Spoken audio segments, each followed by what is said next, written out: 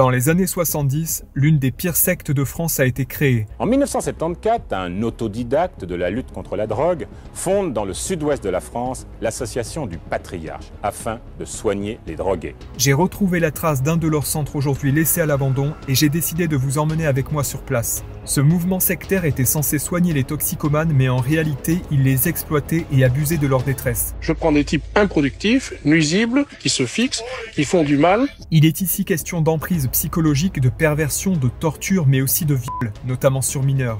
Il y a eu des centaines de filles qui ont été touchées. Des abus sexuels sur mineurs. Derrière le discours d'entraide et de fraternité de cette secte se cachaient des méthodes particulièrement autoritaires et violentes qui ont fait des milliers de victimes à travers le monde pendant des décennies. Jusqu'à 18 ans, je ne savais même plus ce que c'était que regarder la télévision, d'avoir une radio, d'avoir une montre ou quoi que ce soit. Je connaissais que les tortures. Regardez, vivre sans drogue. C'est directement sur place, là où de nombreux abus ont été commis, que je vais vous raconter l'histoire de la secte du Patriarche.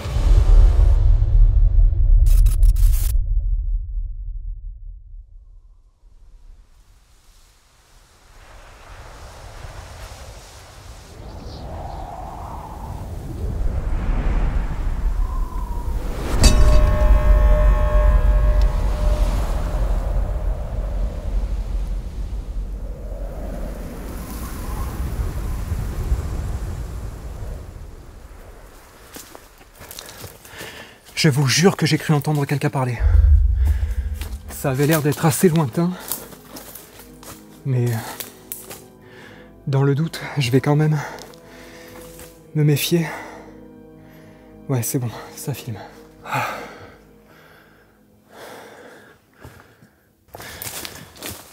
Je vous ramène dans un lieu que j'ai déjà filmé il y a quelques mois, mais qui n'avait pas livré tous ses secrets. Au départ, je pensais que c'était juste un orphelinat. Mais finalement, il n'y avait pas que des enfants ici. Il y avait aussi leurs parents qui étaient internés. Et principalement de jeunes adultes drogués qui étaient en cure de désintox dans ce genre de bâtiment, comme il y en avait des centaines à travers le monde. Et ce lieu appartenait à la secte Le Patriarche. Je vais tout vous raconter. Et là justement, je suis de retour ici pour essayer de trouver des indices, de mieux comprendre ce qui s'est passé.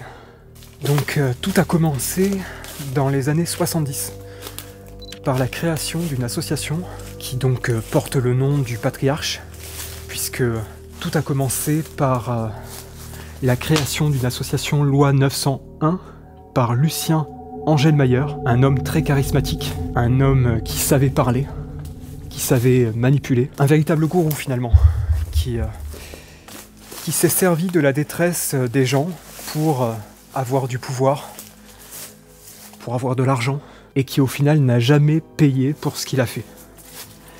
Alors évidemment, je mets une parenthèse dès le début, parce que imaginez bien que sur des centaines de centres, évidemment que ça ne s'est pas toujours mal passé, mais il y a eu des abus. Il y a eu notamment des viols, des histoires de viols, de travail dissimulé, d'abus en général sur les gens. Il est question de redresser la perversion. Et je comprends donc que ce lieu est dangereux. Il n'a pas de limite, ce mec. Il y a eu des centaines de filles qui ont été touchées. Des abus sexuels sur mineurs. Moi, j'ai vu des mineurs, je ne sais pas si tu te souviens, les trois petites qui sont allées voir leurs parents en disant « Lucien m'a touché, Lucien m'a fait ceci, Lucien m'a fait cela ». Moi, j'ai pas supporté. Je me rappelle trop en Suède, une fois, une petite Française qui m'a dit écoute Pascal, si tu es une responsable, tu n'as pas le droit de me laisser dans les griffes de ce vieux salopard. » Ok, ouais, là c'était les chambres des pensionnaires, on pourrait dire. Attendez, calendrier là. 99. Et ben, vous voyez, l'association en tant que telle, en tant que le Patriarche, a été, on pourrait le dire, dissoute en 98, donc 98 c'est le dernier calendrier, 98-99, donc ça correspond. Mais vous savez, finalement, je dis qu'elle a été dissoute, c'est pas totalement la vérité. En réalité, elle a changé de nom. son fondateur, monsieur Lucien Angelmayer, a été congédié, en quelque sorte, soi-disant par rapport à son grand âge et à sa santé défaillante. Mais c'était qu'un prétexte, finalement, pour pouvoir le renvoyer avec une grosse somme d'argent. Le chantage portait en réalité sur des abus sexuels sur mineurs. Certains parents ont menacé de porter plainte devant la justice s'ils ne démissionnaient pas. Le 23 février 1998, dans sa villa de Miami, Lucien Angelmayer cède au chantage et signe un document dont voici l'ébauche. Il y abandonne ses charges au sein de l'association et ses droits sur les actions de toutes les sociétés luxembourgeoises. En fait, c'est le conseil d'administration qui l'a congédié, avec ce qu'on pourrait appeler un parachute doré, un très beau parachute doré, avec lequel il est parti s'exiler pour échapper à la justice française au Belize. Il est parti au Belize. Ok, alors là, vous savez quoi, je crois que je chauffe, parce que je me souviens de la première exploration, et je sais que c'était dans un bâtiment comme ça, qu'il y avait des genres de moulures, je crois, c'était des trucs au mur. Attendez, ah ben là, regardez. Ça. Les Granges. C'est peut-être le nom du lieu, non? Je crois. Je le filme bien, on sait jamais si on retrouve des images comme ça. Donc ça, il faut savoir que ça a été fait par les jeunes personnes, les drogués eux-mêmes. En fait, ils étaient internés ici, on les déshabillait, on leur prenait leurs papiers, ils étaient, comment dire, nourris, logés, blanchis en échange de travail. Ils devaient travailler, et ce qui a fait qu'ils ont rapporté énormément à l'association, qui par la suite a été considérée comme une secte, et ça, c'est l'une de leurs œuvres. Tout le bâtiment, en fait, finalement, hein, ils ont fait l'intégralité des lieux, hein. Ils ont retapé beaucoup de châteaux, beaucoup de domaines. Ah, ça y est. Ça y est, je crois que... Ah, regardez! Vivre sans drogue. C'est ça que j'avais vu. J'avais même pas compris. La première fois, souvenez-vous, pour les plus habitués de la chaîne, j'avais trouvé Vivir sin droga, vivre sans drogue, en espagnol, dans la chapelle. Je pensais que c'était juste un tag, un truc comme ça, mais non. Ça y est, regardez ça. Association. Le Patriarche. Et là, en dessous, il y a marqué Lucien Angelmayer. Incroyable. Vous voyez, ça a été gravé... Non mais c'est dingue. C'est dingue. Il y avait une véritable adoration pour cet homme. Je vous ai dit, un véritable gourou. Donc il était adoré par de nombreuses personnes. Comment dire, les pensionnaires eux-mêmes étaient chargés de surveiller les autres pensionnaires qui arrivaient, qui étaient en cure de désintox. En cure sèche, hein, parce que le principe c'était pas de médicaments, pas de traitement. Les gens arrivaient ici et devaient tout simplement boire des tisanes. Ils buvaient des tisanes, ils se baignaient même dans des tisanes, ils prenaient des bains de tisanes. Derrière les portes de la Bohère, Lucien Angelmayer met en pratique sa méthode, le sevrage bloc. À leur arrivée, les drogués sont sevrés brutalement avec l'aide d'anciens toxicomanes. Ils ne reçoivent aucun traitement, juste des tisanes, des massages et des bains de plantes. Je vous jure, ça devait être très difficile pour des gens qui étaient aux drogues dures, puisque chez cette association, les gens étaient considérés comme drogués, qu'ils soient accros à l'héroïne ou au cannabis. Enfin, je veux dire, ils étaient considérés comme les mêmes drogués. Voilà, que ce soit des drogues dures ou des drogues entre guillemets qu'on appelle douces. Imaginez à quel point ça devait être radical, hein. Il y a des gens qui venaient de leur plein gré, mais d'autres qui étaient placés par l'État ou par leurs parents. On m'a placé parce que j'étais l'enfant de l'ADAS. Hein, donc l'ADAS m'a placé là-bas. On rappelait quand même que moi on m'a envoyé là-bas, j'étais mineur, j'avais 14 ans. Et j'avais jamais touché à la drogue. Je vous invite à regarder tous les livres. C'est celui que j'ai sorti au mois de septembre. D'accord? C'est ma vie. Mais il y a un passage, toute mon adolescence, elle s'est faite au Patriarche jusqu'à mes 18 ans. Jusqu'à 18 ans, je ne savais même plus ce que c'était que regarder la télévision, d'avoir une radio, d'avoir une montre ou quoi que ce soit. Je connaissais que les tortures. Hein? Mais ça, on n'en parle pas. Et je ne suis pas unique dans ce genre. Je ne suis pas unique. On est des centaines de victimes. Ça a dû être très difficile. Hein. D'autant qu'ils ne pouvaient plus partir ensuite, étant donné que leurs papiers étaient confisqués. Donc certaines personnes qui pensaient ne passer que quelques semaines ici, passaient finalement quelques années et travaillaient quasiment de force. On vous dit, bon, ben, le monde extérieur, est, dans un sens, est bien, mais il faut travailler, il faut avoir une vie sociale tout à fait normale. Sinon, on vous dit carrément que bon, ben, le monde de l'extérieur est complètement pourri, que c'est vraiment de la merde et qu'on a beaucoup plus intérêt à rester donc au patriarche et travailler avec eux. Et ça explique pourquoi il est si difficile d'en sortir ou à votre avis? Oui, parce que souvent, je veux dire, même quand on demande ses papiers, on pense soi-même, bon, maintenant ça va, je veux rentrer chez moi. Souvent, ils sortent la réplique, oui, mais on t'a sauvé, alors maintenant, c'est à toi de donner un coup de main et sauver les autres. Ce qui fait qu'en fait, on est carrément liés, on peut pas tellement dire non. Il y a pas mal de témoignages qui vont en ce sens. Et finalement, ça rejoint ce que je vous ai raconté dans la première vidéo. Parce que j'avais eu des infos sur ce lieu et sur des enfants qui avaient été enfermés ici très longtemps et qui recevaient des punitions assez exemplaires, finalement, enfin, si on peut appeler ça comme ça, exemplaires, voilà, enfin, assez horribles. Et c'était le cas. C'était le cas parce que les gens, qu'ils soient enfants ou adultes, s'ils essayaient de s'échapper et qu'ils étaient par malheur rattrapés par d'autres pensionnaires complices, ils étaient ramenés de force ici. Et battus devant tout le monde. Ils étaient humiliés. N'empêche, la recherche d'indices comme ça, ça me fait penser aux sponsors de cette vidéo, justement. Merci à eux, parce que c'est un jeu d'indices, je sais pas si vous connaissez, je vais vous le présenter tout de suite.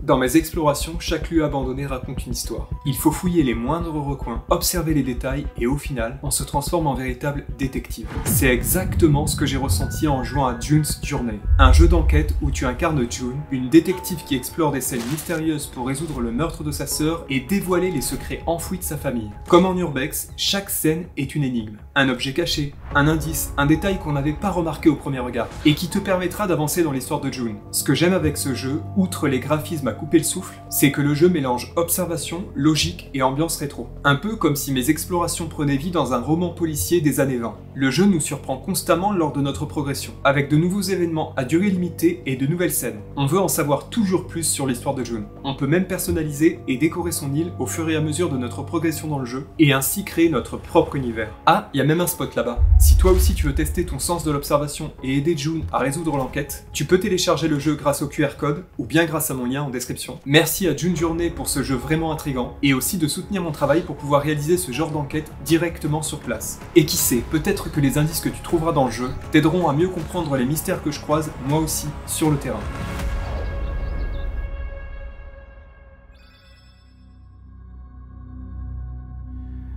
Je peux vous dire qu'avant de revenir ici, j'ai épluché des dizaines de vidéos, des dizaines de témoignages. J'ai regardé, j'ai lu des tonnes et des tonnes d'articles. Et je peux vous dire que c'était un lieu abominable. Hein. Alors, il y aurait eu des morts également. Mais là, sachez que je suis venu avec ma copine. Et en fait, ce qui s'est passé, c'est que quand on est arrivé sur place, on a rencontré un homme qui se promenait dans le coin, qui est du coin, et qui a connu ce lieu quand il était petit. Il a même côtoyé les drogués, anciens drogués en cure. Et donc il nous a raconté pas mal de choses. Il nous a dit, il nous a confirmé, enfin, il nous a dit qu'il y avait eu des morts.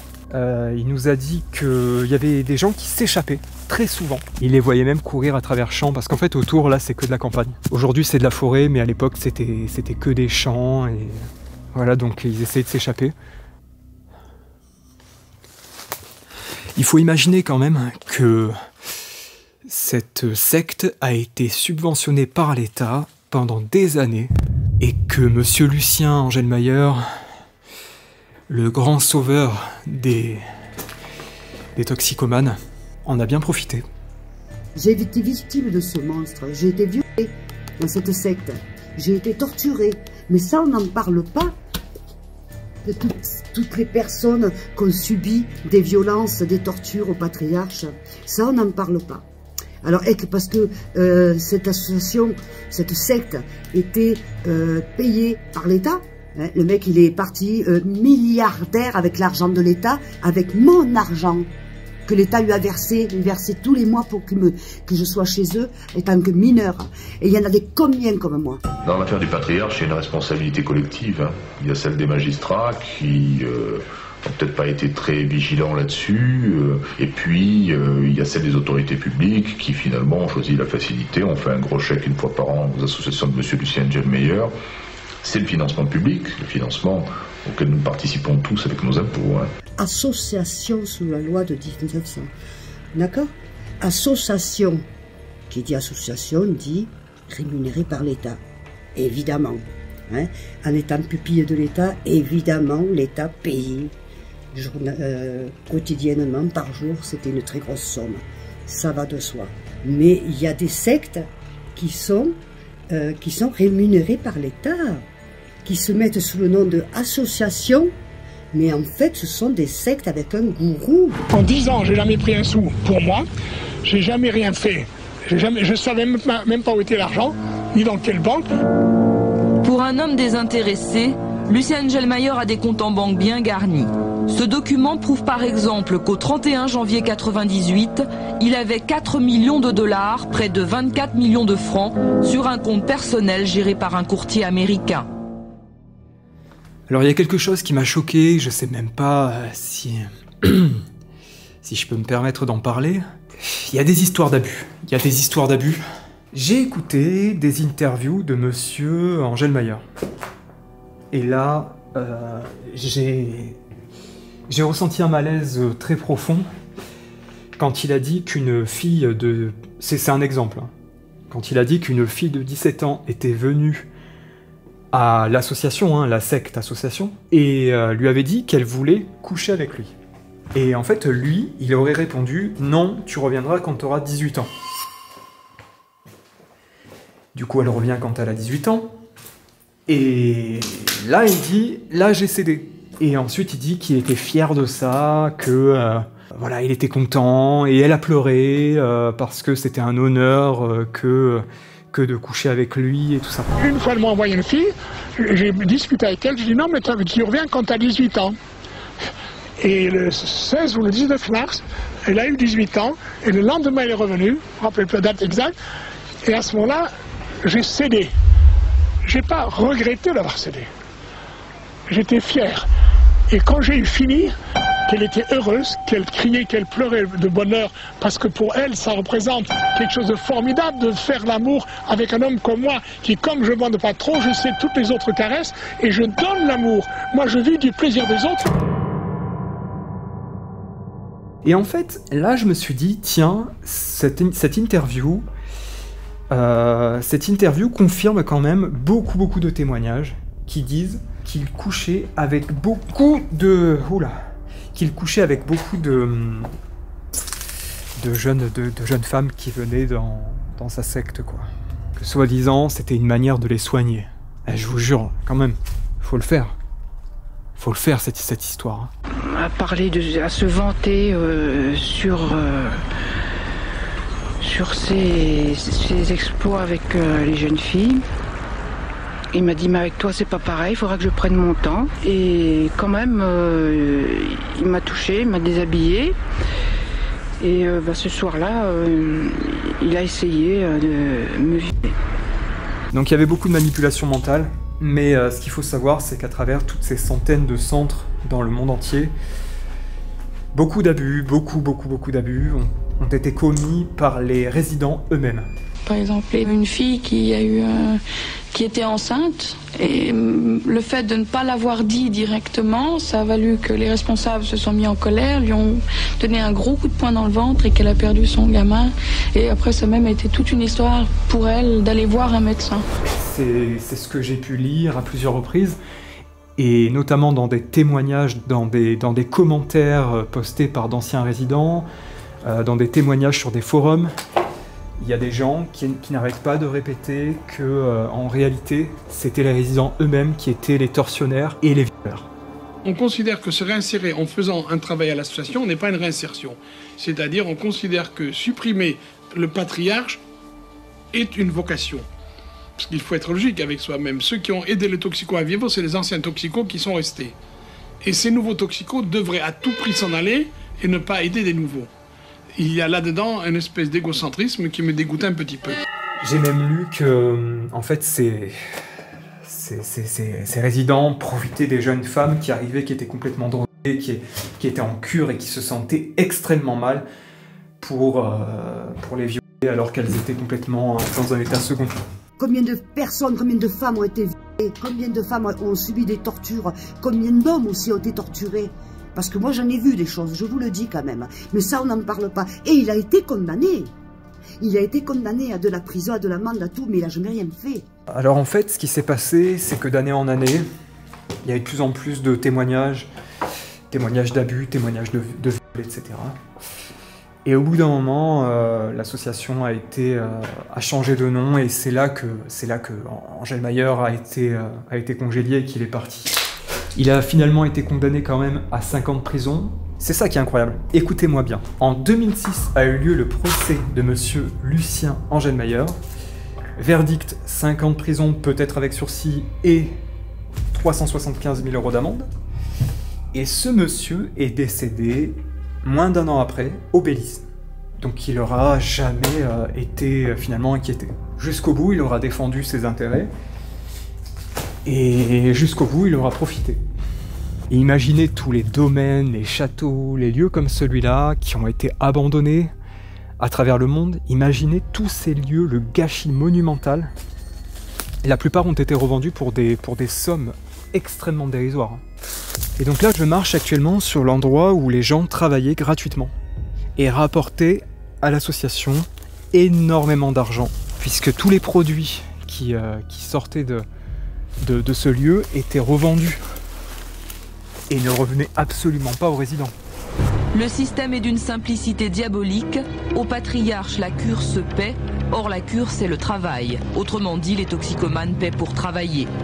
Mais le fruit de leur labeur leur échappe et ils rapportent infiniment plus qu'ils ne coûtent.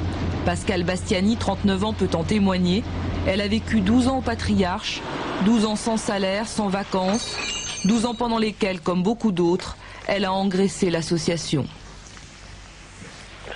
Nous, on fait rentrer de l'argent en permanence, on est une véritable source de financement, de par la recherche de dons, de par la vente de bouquins, de par toutes les activités lucratives qu'on peut mener pour faire avancer soi-disant l'association, mais plutôt l'enrichir en tant que multinationale ces dernières années, quoi. Oh là là. Ah non mais attendez, je rêve ou c'est bien pire qu'il y a quelques mois. Donc là c'était la cantine, mais aussi l'un des lieux de réunion. Tout ça autour du personnage de Lucien. J'imagine qu'il y avait beaucoup de portraits de lui un petit peu partout. Hein. D'ailleurs, je vous ai pas encore dit, Lucien s'appelait Le Patriarche, il se faisait appeler Le Patriarche comme son association. Pourquoi ? Parce que dans les années 60, il a fondé un club de poésie qui s'appelait Le Patriarche déjà à l'époque, en référence à son allure de patriarche, parce que déjà à l'époque, il avait une grande barbe blanche, et voilà, et ses amis l'appelaient Le Patriarche. Ça vient de là en fait. Donc on est parti d'un club de poésie à une association, et puis à une secte. Et vous savez pourquoi 70 d'ailleurs ? Pourquoi tout ça a été fondé en 70 ? Parce qu'à l'époque, après 68, énormément de jeunes se sont trouvés drogués, désespérés. En fait, 68, ça a été une catastrophe pour la jeunesse. Le début de la fin. Une véritable catastrophe. Un semblant de révolution, avec malheureusement beaucoup de drogue, beaucoup d'abus, beaucoup de perversion. Et finalement, ça a conduit à ce que beaucoup de jeunes se retrouvent dans de tels centres. Il y a un endroit que j'ai retrouvé, qui est près de Toulouse, à La Boère, ça s'appelle, La Boère. En fait, j'ai réussi à faire un avant-après. Depuis le ciel, en fait, une vue avant-après. C'est incroyable, je vous le dis, c'est incroyable. Parce que la Boère, c'était clairement, en gros, le QG de monsieur Engelmayer. C'était son QG. Et là-bas, il y aurait eu de sacrés abus. En particulier là-bas. Et bien vous savez ce que c'est aujourd'hui? C'est un lotissement.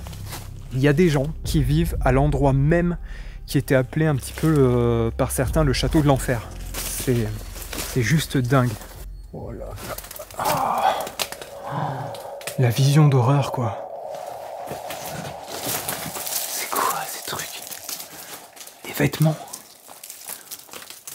Là, on a clairement des vêtements des anciens pensionnaires. Il y en a plein. De partout. Non, non, non, non. Putain, je suis perdu, je suis perdu. Oh là là. Quand les centres ont fermé, quand beaucoup de centres ont fermé dû à la disparition de Engelmayer, beaucoup de pensionnaires ont été mis à la rue. Beaucoup de résidents ont été mis à la rue du jour au lendemain. Hein, des gens qui étaient en cure de désintox. Imaginez la détresse. Imaginez la détresse de ces personnes qui se sont retrouvées sans rien du jour au lendemain. Ça a dû être horrible. Et on retrouve quand même bien toujours la même architecture, les mêmes motifs qui ont été faits avec une sorte de plâtre par les résidents. Ouais, c'est eux qui ont tout fait, hein, gratuitement. Hein. C'est avec l'argent amassé par les toxicomanes que le patriarche bâtit son empire. Il achète une propriété, puis 2, puis 3, puis des dizaines. Toutes sont restaurées gratuitement par ses pensionnaires avec des matériaux de récupération. Non. Alors ça c'est cool. Qu'est-ce que c'est? Qu'est-ce que c'est? Hein? C'était pour les animaux, ça? On dirait, hein? Oh là là, mais où est-ce que je vais mettre les pieds, là? Mais on est où, là? Attendez, c'est pas des douches? Parce que ça, c'est un peignoir, hein? C'est un peignoir, ça? Eh oui? Attendez, mais qu'est-ce que ça fait là? Pourquoi il y a un peignoir, là? Non, c'est des douches collectives, ça. C'est juste que c'est méconnaissable. Ça s'est effondré de partout, c'est super vieux. Et ouais, des gens sont venus tout voler. C'était peut-être pas fini, je sais pas, je comprends pas. J'ai du mal à comprendre ce que je suis en train de voir, là. Pourtant, il y a des bancs.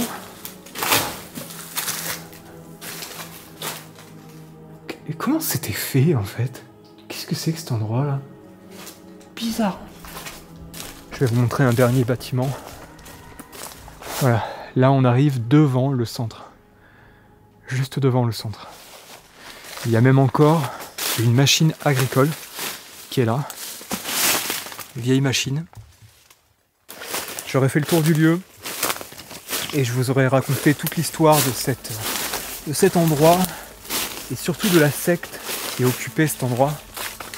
Oui, il y avait des enfants, mais là, il y avait carrément des familles entières finalement, hein, de gens qui étaient désespérés avec des gosses qui allaient savoir ce qu'ils sont devenus finalement. Hein. J'espère qu'ils ont été sauvés, mais j'espère que toutes ces personnes vont bien, voilà, toutes celles qui sont encore en vie. J'espère que la vidéo vous aura plu aussi. Et je vous retrouve très très bientôt pour une prochaine vidéo. Et voilà, je vous tiens au courant. N'oubliez pas de liker, de commenter, de partager. Sachez que ça aide énormément au référencement. Et pour ma part, je vous retrouve très bientôt. Allez, ciao tout le monde, à très bientôt. N'oublie pas de télécharger Dune Journée grâce à mon lien en description ou avec ce QR code. Et plonge-toi aussi dans la mystérieuse enquête de Dune pour découvrir la vérité.